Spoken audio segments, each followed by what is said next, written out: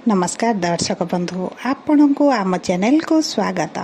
पवित्र चिता लगे अमावास्या व श्रावण अमावास्यार हार्दिक अभिनंदन और शुभेच्छा जणाई आज कार्यक्रम टी आग को बढ़ाइबा।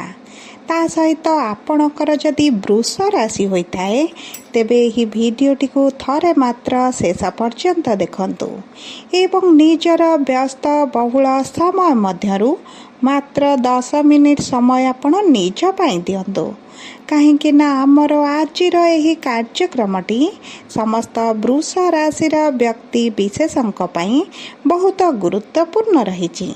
कहीं गुरुत्वपूर्ण रही आपण भिडियोटी को शेष पर्यंत देखिले निश्चित भाव में जानीपारे। देखंतु आपणकर वृष राशि रे एही चिता लगी अमावास्या व श्रावण मासर अमावास्या दिन आपणकर शुक्र आसिबे द्वितीय गृह को जोठारे गुरुंक सहित रही शुभाशुभ फल को द्विगुणित करिवे। किंतु बुध आपणकर तृतीय गृह रे रही वक्री हेबा पई जाउछंती। ता सहित मंगल गृह परिवर्तन करिवे जहा फल रे आपणक जीवन रे बड़ परिवर्तन हेबाकु जाउछि एवं एही परिवर्तन किछि शुभ फल देव एवं किछि अशुभ फल मध्य प्रदान करिवो। कारण बुधंकर वक्री हेबाटी निश्चित भाव में अशुभ फल प्रदान करिवो। तेबे आसंतु जानिबा एही चिता लगी अमावास्या व श्रावण अमावास्या ठारू आपणक जीवन रे कौन सबु बड़ परिवर्तन हेबाकु जाउछि।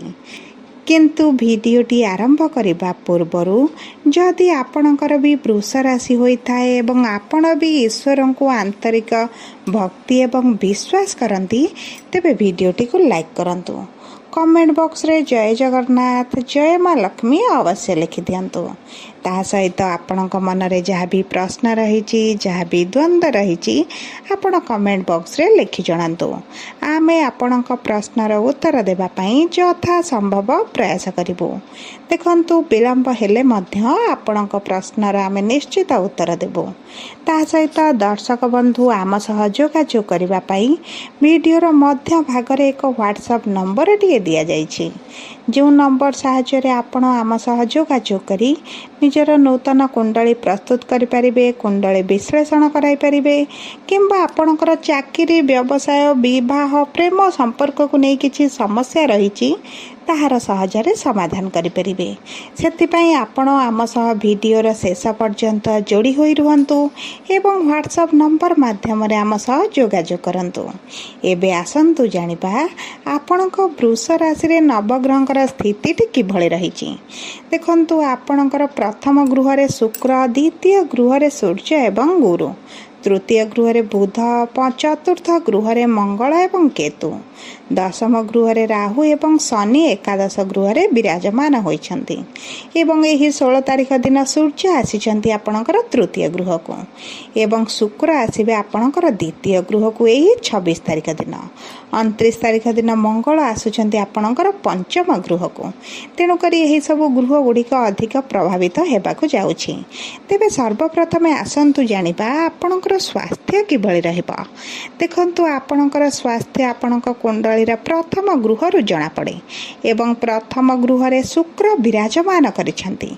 किंतु 26 तारिख दिन शुक्र आपणकर द्वितीय गृह को जाई गुरुंक सहित एकत्र विराजमान करी आपणकर शुभाशुभ फल को द्विगुणित करिवे। तेबे देखंतु आपणक प्रथम गृह रु शुक्रंकर गोचर परे आपणकर स्वास्थ्य रे धीरे धीरे परिवर्तन आसीबो। आपणकर रोग प्रतिरोधक शक्ति टिके कमिबा आरंभ हेबो। कारण शुक्र हेउचंती आपणक राशि रो स्वामी। आपणक राशि रे विराजमान करथिले आपणक स्वास्थ्य गृह रे विराजमान करथिले।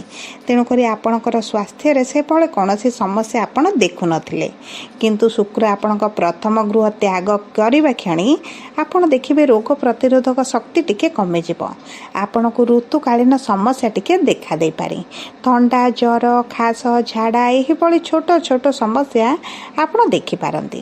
ता सहित गुरु जेहेतु द्वितीय गृह रे अछंती खाद्य पानीय आपण विशेष भाव में जत्न नियंतु। कारण आपणक डाइजेशन रे समस्या गैस्ट्रिक समस्या किंबा आपणक स्टोमाक रे किछि समस्या आपणकर निश्चित भाव में देखा देबो। ता सहित आपणकर मोटापा बढ़ी पारे। से आपणक खाद्य पानीय को आपण विशेष भाव में जगंतु। ତା ସହିତ ଦେଖିବାକୁ ଗଲେ ଆପଣଙ୍କର ଏକାଦଶ ଗୃହରେ ଶନି ଏହି 13 ତାରିଖ ଦିନ ବକ୍ରି ହୋଇଛନ୍ତି। ଏହା ନିଶ୍ଚିତ ଭାବରେ ଆପଣଙ୍କୁ ପ୍ରଭାବ ପକାଇବ। ସେଥିପାଇଁ ଆପଣ ଯୋଗା ପ୍ରାଣାୟାମ ଜାରି କରିବା ସହିତ ଖାଦ୍ୟ ପାନୀୟର ଦାୟିତ୍ୱ ନିଅନ୍ତୁ। କିନ୍ତୁ ଦେଖନ୍ତୁ, ବୁଧ ଆପଣଙ୍କର ଅଗଷ୍ଟ 15 ତାରିଖ ପରେ ଯେତେବେଳେ ପୁଣି ଥରେ ମାର୍ଗୀ ହୋଇଯିବେ, ସେତେବେଳେ ଆପଣଙ୍କର ଧୀରେ ଧୀରେ ସ୍ୱାସ୍ଥ୍ୟର ସମସ୍ୟା କମିଯିବ। ଆପଣଙ୍କର ପୂର୍ବରୁ ଯଦି କିଛି ସ୍ୱାସ୍ଥ୍ୟ ସମସ୍ୟା ଥିଲା, ଆପଣଙ୍କର ସେଥିରୁ ଉପଶମ ମିଳିବ। ବିଶେଷ ଭାବରେ ଆପଣଙ୍କ ପେଟରେ ଯଦି କିଛି ଗମ୍ଭୀର ସମସ୍ୟା ଥିଲା, ଆପଣ ସେଥିରୁ ଉପଶମ ପାଇବେ। ଯଦି ଆମେ ଦେଖିବା ଆପଣଙ୍କର ଶିକ୍ଷାକୁ, ତେବେ ଦେଖନ୍ତୁ, ଶିକ୍ଷାର ଗୃହକୁ ଶନିଙ୍କର ସପ୍ତମ ଦୃଷ୍ଟି ରହୁଛି। କିନ୍ତୁ ତା ସହିତ ଆପଣଙ୍କ ଶିକ୍ଷାର ଗୃହର ସ୍ୱାମୀ ପ୍ରଭୁ ବୁଧ ମଧ୍ୟ ବକ୍ରି ହେଉଛନ୍ତି। ଏହି ସମୟ ମଧ୍ୟରେ ଆପଣଙ୍କ ଶିକ୍ଷା କ୍ଷେତ୍ରରେ କିଛିଟା ସମସ୍ୟା ଆପଣଙ୍କର ବଢ଼ିପାରେ। ଆପଣଙ୍କର ପାଠରେ ମନ ନ ଲାଗିପାରେ। ଆପଣଙ୍କ ଶିକ୍ଷା କ୍ଷେତ୍ରରେ ଆପଣଙ୍କୁ ଆଶା ଅନୁରୂପକ ଫଳ ନ ମିଳିପାରେ। ଆପଣଙ୍କର ବହୁତ ଗୁଡ଼ିଏ ବାଧା ବିଘ୍ନ ଦେଇ ଆପଣ ଗତି କରିପାରନ୍ତି। ତା ସହିତ ଆପଣ ଯଦି ନିଜର ମନପସନ୍ଦର କିଛି କୋର୍ସ କରିବାକୁ ଚାହୁଁଛନ୍ତି, କିଛି କ୍ଲାସ୍ କରିବା ପାଇଁ ଚାହୁଁଛନ୍ତି, କିଛି କୋର୍ସ ପରଚେଜ୍ କରିବା ପାଇଁ ଚାହୁଁଛନ୍ତି, ସେଥିରେ ମଧ୍ୟ ଆପଣଙ୍କ ସହିତ ଧୋକା ହୋଇପାରେ। ସେଥିପାଇଁ ଆପଣ ଅନଲାଇନ୍ କୌଣସି କୋର୍ସ କରିବାକୁ ଯଦି ଇଚ୍ଛୁକ ଅଛନ୍ତି କିମ୍ବା କୌଣସି କୋର୍ସ କରୁଛନ୍ତି, ତେବେ ଆପଣ ବୁଝି ବିଚାରି କଲେ ଆପଣଙ୍କ ପାଇଁ ଭଲ ରହିବ। ଯଦି ଆମେ ଦେଖିବା ଆପଣଙ୍କର ପ୍ରେମ ସମ୍ପର୍କକୁ, ତେବେ ଆପଣଙ୍କ ପ୍ରେମର ଗୃହର ସ୍ୱାମୀ ମଧ୍ୟ ହେଉଛନ୍ତି ବୁଧ, ଯିଏ ଯାଉଛନ୍ତି ବକ୍ରି। ସେଥିପାଇଁ ଆପଣଙ୍କ ପ୍ରେମ ସମ୍ପର୍କରେ ମନମାଳିନ, ମତଭେଦ, ମତାନ୍ତର ଟିକେ ଦେଖାଦେଇପାରେ। ଆପଣଙ୍କର ସାଥୀ ଆପଣଙ୍କୁ ବୁଝିପାରନ୍ତି, ବେଳେବେଳେ ନ ବୁଝିଲା ଭଳି ମଧ୍ୟ ଆପଣଙ୍କୁ ଲାଗିପାରେ। ସେଥିପାଇଁ ଆପଣଙ୍କର ପ୍ରେମ ସମ୍ପର୍କରେ କୌଣସି ନକାରାତ୍ମକ ପ୍ରଭାବ ନ ପଡ଼ିବା ପାଇଁ ଆପଣ ଯଥାସମ୍ଭବ ଆପଣଙ୍କ ସମ୍ପର୍କ ଭିତରେ ନିକଟତରତା ରଖନ୍ତୁ। ଉଭୟ ଏକତ୍ର ସମୟ ଅତିବାହିତ କରନ୍ତୁ। ଜଣେ ଅନ୍ୟ ଜଣଙ୍କୁ ବୁଝିବା ଆରମ୍ଭ କରନ୍ତୁ, ଯାହାଫଳରେ ପ୍ରେମ ରୋମାଞ୍ଚର ବୃଦ୍ଧି ଘଟିବ। ଏବଂ ଦେଖନ୍ତୁ, ଗୁରୁ ଶୁକ୍ର ଯେହେତୁ ଏକତ୍ର ଦ୍ୱିତୀୟ ଗୃହରେ ବିରାଜମାନ କରିଛନ୍ତି ଏବଂ ଆପଣଙ୍କର ଷଷ୍ଠ ଗୃହକୁ ଦୃଷ୍ଟି ଦେଉଛନ୍ତି, ଆପଣଙ୍କର ଶତ୍ରୁମାନେ ଦୂର ଯିବେ। ଆପଣଙ୍କର ଯଦି ସମ୍ପର୍କରେ ବି ତୃତୀୟ ଲୋକଙ୍କ ହସ୍ତକ୍ଷେପ ଚାଲିଥିଲା କିମ୍ବା କୌଣସି ଶତ୍ରୁମାନଙ୍କ ଦ୍ୱାରା ପ୍ରଭାବିତ ହୋଇଥିଲେ, ତାହା ମଧ୍ୟ ଆପଣଙ୍କର ଦୂର ହୋଇଯିବ। ଯଦି ଆମେ ଆପଣଙ୍କ ବୈବାହିକ ସମ୍ପର୍କକୁ ଦେଖିବା କିମ୍ବା ବିବାହର ଯୋଗକୁ ଦେଖିବା, ତେବେ ଦେଖନ୍ତୁ, ଆପଣଙ୍କର ସପ୍ତମ ଗୃହର ସ୍ୱାମୀ ହେଉଛନ୍ତି ମଙ୍ଗଳ ବା ପଞ୍ଚମ ଗୃହକୁ ଗୋଚର କରୁଛନ୍ତି, ଯାହାଫଳରେ ଆପଣଙ୍କୁ ଉଚ୍ଚ ଫଳ ପ୍ରଦାନ କରିବେ। ଆପଣଙ୍କର ବିବାହରେ ଯଦି କିଛି ସମସ୍ୟା ଆସୁଥିଲା କିମ୍ବା କୌଣସି କାରଣବଶତଃ ବିବାହରେ ବାଧା ବିଘ୍ନ ଆସୁଥିଲା, ବିବାହ ହୋଇପାରୁନଥିଲା, ତେବେ ଏହିସବୁ ସମସ୍ୟା ଆପଣଙ୍କର ଦୂର ହୋଇଯିବ। ଆପଣଙ୍କର ବିବାହ ହେବାର ବହୁତ ଅଧିକ ସମ୍ଭାବନା ଅଛି। ଯଦି ଆମେ ଆପଣଙ୍କର ବୈବାହିକ ସମ୍ପର୍କକୁ ଦେଖିବା, ତେବେ ସମ୍ପର୍କରେ ମଧୁରତା ଆସିବ। ଆପଣଙ୍କ ସାଥୀଙ୍କ ଠାରୁ ଆପଣଙ୍କୁ ସହଯୋଗ ମିଳିବ। ଏବଂ ଦେଖନ୍ତୁ, ଆପଣଙ୍କ ସମ୍ପର୍କରେ ଯଦି ବାହାର ଲୋକଙ୍କ ହସ୍ତକ୍ଷେପ ଥିଲା, ତାହା ଦୂର ହୋଇଯିବ। ଏକତ୍ର ସମୟ ଅତିବାହିତ କରିବେ। କୌଣସି ସ୍ଥାନକୁ ବୁଲିବାକୁ ଯାଇପାରନ୍ତି। ତୀର୍ଥଯାତ୍ରା କରିବାର ମଧ୍ୟ ସମ୍ଭାବନା ଅଛି। ତା ସହିତ ଦେଖନ୍ତୁ, ଆପଣଙ୍କର ମଙ୍ଗଳ ଯେହେତୁ ଏବେ କେତୁଙ୍କ ସହିତ ଆପଣଙ୍କର ଭୋଗ ବିଳାସ ଐଶ୍ୱର୍ଯ୍ୟର ଗୃହରେ ବା ଚତୁର୍ଥ ଗୃହରେ ଅଛନ୍ତି, ଆପଣଙ୍କ ସମ୍ପର୍କରେ ଆପଣଙ୍କର ସବୁ ଥାଇ ମଧ୍ୟ ଆପଣ ଅସନ୍ତୋଷ ଅନୁଭବ କରିପାରନ୍ତି। ସେଥିପାଇଁ ଆପଣଙ୍କର 29 ତାରିଖ ପରେ ମଙ୍ଗଳ ଯେତେବେଳେ ପଞ୍ଚମ ଗୃହକୁ ଆସିବେ, ଏହିସବୁ ସମସ୍ୟା ଆପଣଙ୍କର ଧୀରେ ଧୀରେ ଦୂର ହେବ। କାରଣ ମଙ୍ଗଳ ପଞ୍ଚମ ଗୃହରେ ଉଚ୍ଚ ରହିବେ। ତେଣୁକରି ଆପଣଙ୍କ ବିବାହରେ ଯଦି ବି ସମସ୍ୟା ଚାଲିଛି, ତାହା ଦୂର ହୋଇଯିବ। ପୁନର୍ବାର ଆପଣଙ୍କ ବିବାହରେ ମଧୁରତା ଫେରିଆସିବ। ଯଦି ଆମେ ଆପଣଙ୍କ କର୍ମକ୍ଷେତ୍ରକୁ ଦେଖିବା, ତେବେ କର୍ମର ଗୃହରେ ରାହୁ ବିରାଜମାନ ହୋଇଛନ୍ତି। ଦେଖନ୍ତୁ, ଯଦି ଆପଣଙ୍କ କୁଣ୍ଡଳୀରେ ରାହୁ ଉଚ୍ଚ ଥିବେ, ତେବେ ନିଶ୍ଚିତ ଭାବରେ ଆପଣଙ୍କ କର୍ମକ୍ଷେତ୍ରରେ ସଫଳତା ପ୍ରଦାନ କରିବେ। ଯଦି ଆପଣଙ୍କର ରାହୁ ନୀଚ ଥିବେ, ଶତ୍ରୁ ଗୃହରେ ଥିବେ, ଶତ୍ରୁ ରାଶିରେ ଥିବେ, ତେବେ ଆପଣଙ୍କ ମନ ଭିତରେ ନକାରାତ୍ମକ ଚିନ୍ତାଧାରା ଆସିବ। କର୍ମକ୍ଷେତ୍ରରେ ମନ ଲାଗିବନି କିମ୍ବା ଆପଣଙ୍କ କାର୍ଯ୍ୟକ୍ଷେତ୍ରରେ ଆପଣ କାମ କରିବେ, କ୍ରେଡ଼ିଟ୍ ଆଉ କାହାକୁ ମିଳିପାରେ କିମ୍ବା ଆପଣଙ୍କ କୌଣସି କାରଣବଶତଃ ଆପଣ କର୍ମକ୍ଷେତ୍ରରେ ସମସ୍ୟା ଗୁଡ଼ିକର ସମ୍ମୁଖୀନ ହୋଇପାରନ୍ତି।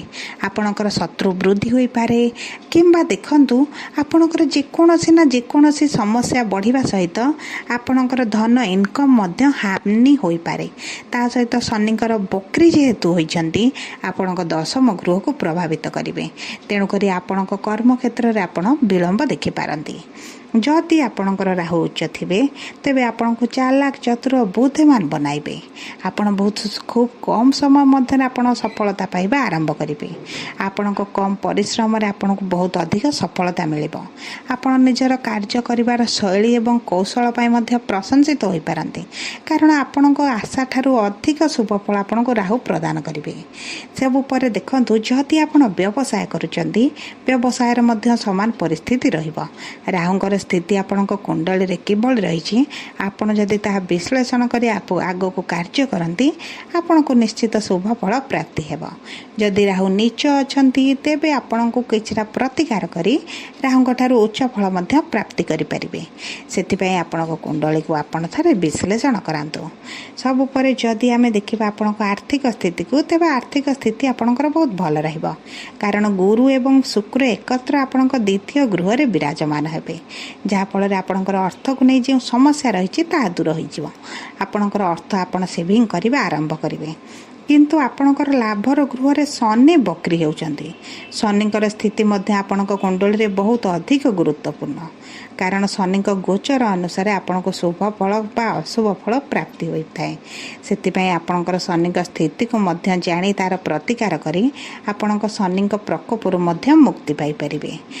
सबु परे अशुभत्व को दूर करी शुभ फल प्राप्ति करिबा पई आपण प्रभु शुक्रंकर बीज मंत्र जप करंतु।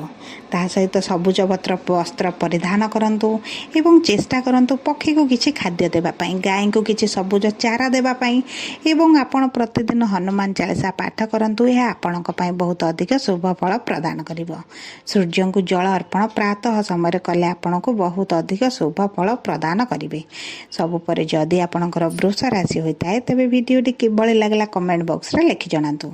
जदि आपणक प्रियजनकर वृष राशि होइताय वीडियोटी तांका सह शेयर करंतु। जदि प्रथम थर आम चैनल को आसी चैनल को सब्सक्राइब करंतु। पाखरे थिबा बेल आइकन को प्रेस करंतु। धन्यवाद।